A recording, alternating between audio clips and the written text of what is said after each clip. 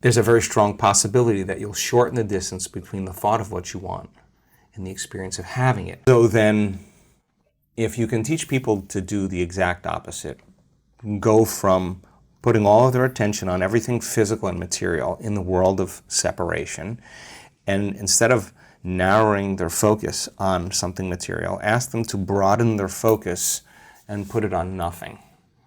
Now, I know that sounds kind of crazy, but when you put your attention on space and you divert your attention, the act of sensing without thinking actually starts to slow the brainwaves down. Mm-hmm. Not only slow it down, but all of a sudden cause the brain to start reintegrating, starts to synchronize, right? So when a person has their whole entire brain firing in rhythm, that's a very strong signal that you can send out into the field.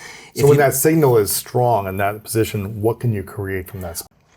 So then the clear intention tends to be a very important element that we have to get down. And the more coherent the brain, the more clear the signal for that intention. So with intention and attention, we could actually make thought more real than anything else. You're saying, what would it be like to be wealthy?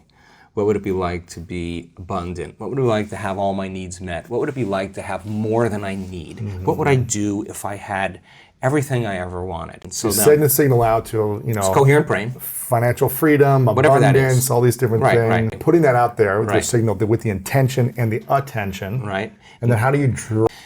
But I'm hearing you say there's a way to not chase but attract. All right. So if you're creating from the field instead of from matter, right?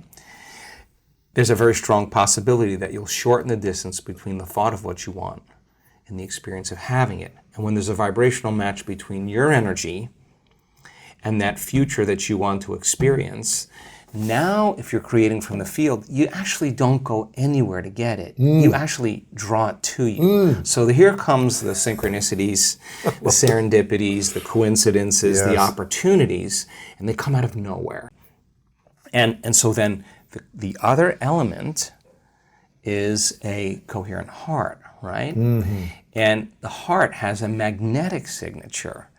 And the magnetic signature is what draws reality to us, right?